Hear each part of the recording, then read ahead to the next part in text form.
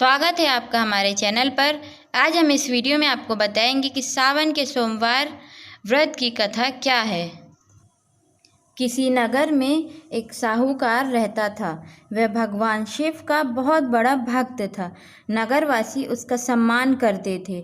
उसका जीवन बहुत सुखी संपन्न था, लेकिन उसकी कोई संतान नहीं थी। इस वजह से वह हमेशा दुखी रहता था। पुत्र प्राप्ति के लिए साहूकार हर सोमवार को भगवान शिव की पूजा अर्चना किया करता था। साहूकार के भक्ति को देखकर एक बार माता पार्वती ने शिव जी से कही कि यह साहूकार आपका बहुत बड़ा भक्त है। यह हर सोमवार को पूरी श्रद्धा के साथ आपका व्रत और पूजा करता है, लेकिन फिर भी आप इसकी इच्छा क्यों पूरी नहीं करते हैं। यह सुनकर भोलेनाथ ने माता पार्वती से कहा, हे पार्वती, इसे कोई संतान नहीं है, इसलिए मैं इस विषय में कुछ नहीं कर सकता।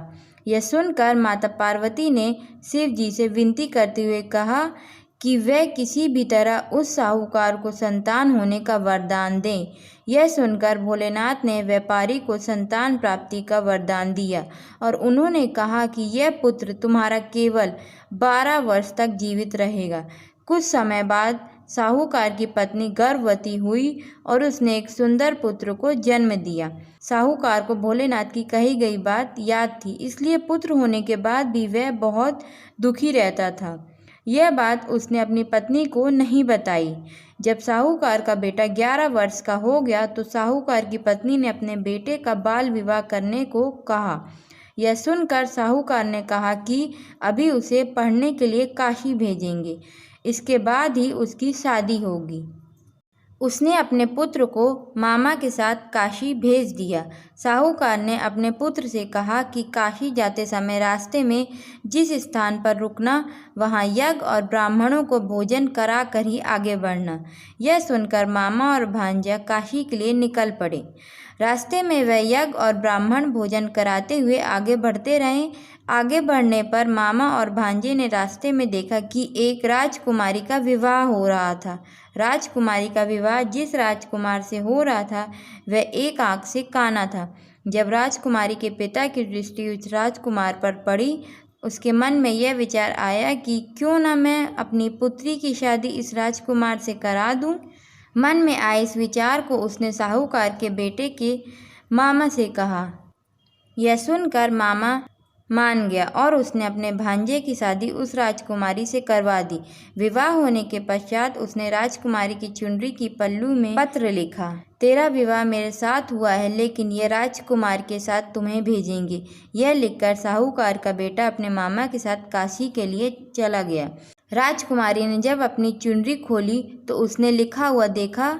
उसने उस राजकुमार के साथ जाने को मना कर दिया। उधर मामा और भांजा काशी पहुंच गए। एक दिन जब मामा अपने घर में यज्ञ करवा रहे थे तो भांजे की तबीयत खराब हो गई। उस दिन वह कमरे से बाहर नहीं आया। मामा ने कमरे के अंदर जाकर देखा तो भांजे के प्राण निकल चुके थे, लेकिन मामा ने यह बात किसी को नहीं बताई और यज्ञ का सारा काम समाप्त किया। ब्राह्मणों को भोजन करवाया। इसके बाद वह रोना शुरू कर दिया। भगवान शिव और माता पार्वती उस वक्त उसी रास्ते से जा रहे थे। रोने की आवाज़ सुनकर माता पार्वती ने भगवान शिव से पूछा, हे प्रभु, ये कौन रो रहा है। यह सुनकर भगवान शिव माता पार्वती से कहे, यह वही साहूकार का बेटा है जिसकी आयु 12 वर्ष तक की ही थी। तब माता पार्वती ने शिव जी से व्यापारी के बेटे का जीवन दान देने को कहा। तब महादेव ने माता पार्वती से कहा, इसकी आयु इतनी ही थी। भगवान शिव के इस वचन को सुनकर माता पार्वती बार बार जीवन दान देने की आग्रह करने लगी। तब भगवान शिव ने उसे साहूकार के बेटे को जीवन दान दे दिया। इसके बाद मामा और भांजा दोनों अपने घर को लौट गए। रास्ते में उन्हें वही नगर मिला जहाँ साहूकार के बेटे का विवाह हुआ था। वहाँ जाने के बाद दोनों की खूब खातिरदारी हुई। राजकुमारी के पिता ने अपनी कन्या को साहूकार के बेटे के साथ खूब सारा धन देकर विदा कर दिया। उधर साहूकार और उसकी पत्नी यह सोचकर छत पर बैठे थे, यदि उनका पुत्र वापस नहीं आएगा तो वह छत से कूदकर अपनी जान दे देंगे। उन्हें पता चला कि उनका पुत्र वापस उनके पास आ रहा है तो उन्हें विश्वास नहीं हुआ।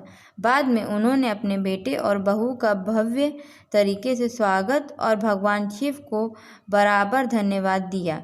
रात में भगवान शिव ने साहूकार को स्वप्न दिए और कहा कि मैं तुम्हारे पूजा से बहुत प्रसन्न हूँ। आज के बाद जो भी सोमवार व्रत में उसकी कथा को पढ़ेगा उसकी सभी मनोकामनाएं मैं अवश्य पूर्ण करूँगा।